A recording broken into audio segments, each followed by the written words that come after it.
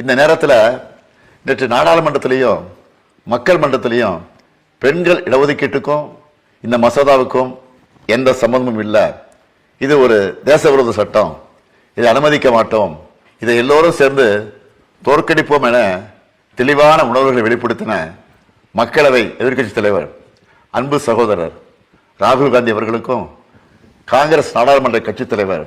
அம்மையார் சோனியா காந்தி அவர்களுக்கும், காங்கிரஸ் பேரியக்கத்தினுடைய தலைவர் திரு மல்லிகார்ஜுன் கார்கே ஆகியோருக்கும் என்னுடைய நன்றியை தெரிவிச்சுக்கிறேன். காங்கிரஸ் மட்டுமல்ல, திரிணாமுல் காங்கிரஸ் கட்சி தலைவர்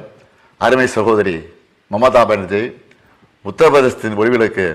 சகோதரர் அகிலேஷ், ஆம் ஆத்மி கட்சி தலைவர் அரவிந்த் கெஜ்ரிவால், ராஷ்டிரிய ஜனதா செயல் தலைவர் தேஜஸ்வி, தேசியவாத காங்கிரஸ் செயல் தலைவர் சுப்ரியா சுலே, பிஜு ஜனதா தலைவர் நவீன் பட்நாயக், ஜார்க்கண்ட் முக்தி மோர்ச்சா தலைவர் ஹேமந்த் சோரன், ஜம்மு காஷ்மீர் தேசிய மாநாட்டு கட்சி தலைவர் ஃபருக் அப்துல்லா, சிவசேனா தலைவர் உத்தவ் தாக்கரே, இந்திய கம்யூனிஸ்ட் கட்சியுடைய பொதுச் செயலாளர் சகோதரர் டி ராஜா, மார்க்சிஸ்ட் கம்யூனிஸ்ட் கட்சியுடைய பொதுச் செயலாளர்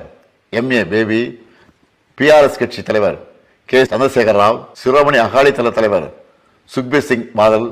ஆகிய தேசிய தலைவர்களுக்கும் என்னுடைய நன்றிகள். அதுவும் தொடக்கத்திலிருந்த இந்த முயற்சியில் என்னுடைய கரங்களை வலுப்படுத்தின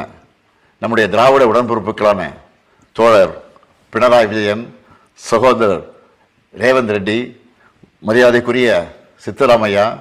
நண்பர் டி கே சிவகுமார் ஆகியோருக்கும், தமிழ்நாட்டில் இருக்க நம்முடைய கொள்கை தோழமைகளான மதச்சார்பற்ற முற்போக்கு கூட்டணி கட்சி தலைவர் அனைவருக்கும் என்னுடைய நன்றிகள்.